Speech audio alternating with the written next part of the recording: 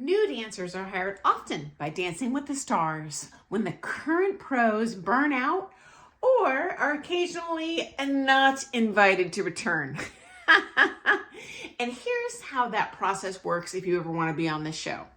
Okay, number one, they do occasionally reach out to friends and siblings of the existing pro dancers on the show. So sometimes it's not what you know, it's who you know. But those people are not a shoo-in. They still have to go through that application and audition process. So here's how that works. You are always welcome to submit an application, but after that, if you look good on paper, there's more hoops to jump through. Number one, you have to perform a ballroom number and a Latin number for them. So you go into the studio and you dance a quickstep, a rumba, whatever dance you choose.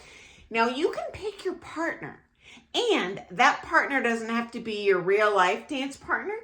They could be any skill level. They also can have no interest in the show. They truly are auditioning you, although occasionally they will interview couples, in which case they are absolutely allowed to submit the same audition tapes.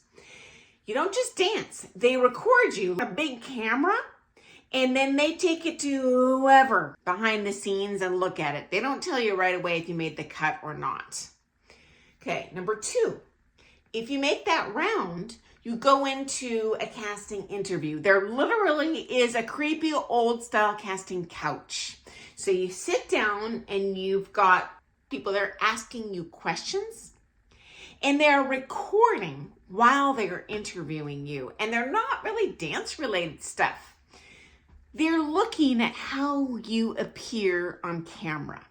Do you have a face for camera or a radio face? Are you shy? Are you not articulate? Are you going to speak in a way that's visually compelling to the viewers? Because they're just there for the viewers. Honestly, that casting couch is going to get you farther than a dancing will. Now, they do need to go through that dancing process, because I can tell you, having done the little bit of work in Hollywood that I have, there are so many pretenders down there. If you show up to that first dancing thing, oh my goodness gracious, everyone is a champion. The reality is, you see these people dancing in front of you in line when they're getting their casting dance. They can't dance their way out of a paper bag. Pretty sure they just took one beginning level lesson last Monday and showed up here. And you know what? Interestingly, they do always cull that herd, and they do pick the real dancers out of there. I don't know how they do it, but I've seen it happen over and over again. So fakers, don't waste our time showing up to the casting calls. I don't want to stand in line for nothing. Okay, number three. If you make it through the creepy casting where you're sitting on that couch in the dark room and the camera in your face. Next up, they bring you back into the studio and they assign you to dance with a non-dancer, someone who has never danced before. Might just be someone that works behind the scenes on the show, like a cameraman or something. Now, they only give you 15 minutes with this student. You don't have to choreograph a whole showpiece. That is not what is expected. But again, camera in your face, and they're filming you, teaching them something, and then you do it for the camera. It's not so much about the dancing. It's more about, can this person teach? Because I've talked about this in other videos, performing dance, teaching dance. These are two different animals, and you can be great at one and suck at the other. So they're looking at that.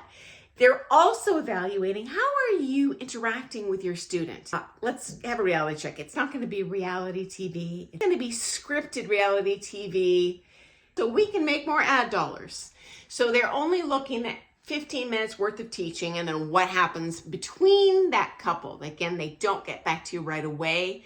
They send that video to the powers that be. I have never worked behind the scenes in media, only in front of the camera, so I don't know who they're all sending it to, but it goes to someone, because there's a waiting period when they actually call you back.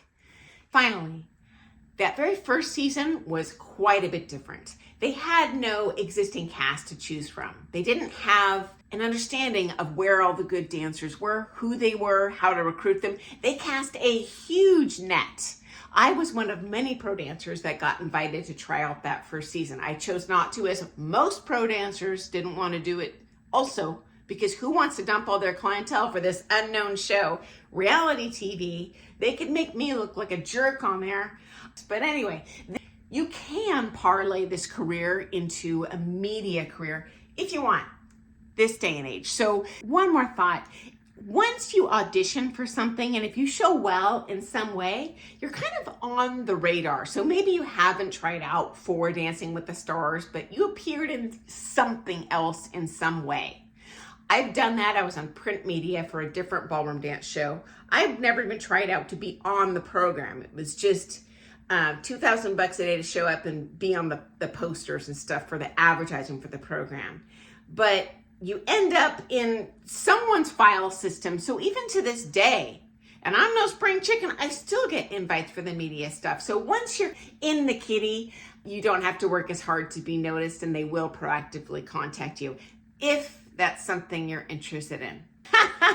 That's how that process works. Okay, guys, I look forward to seeing you first thing tomorrow morning for some more things ballroom dance. Have an awesome day. Bye, guys.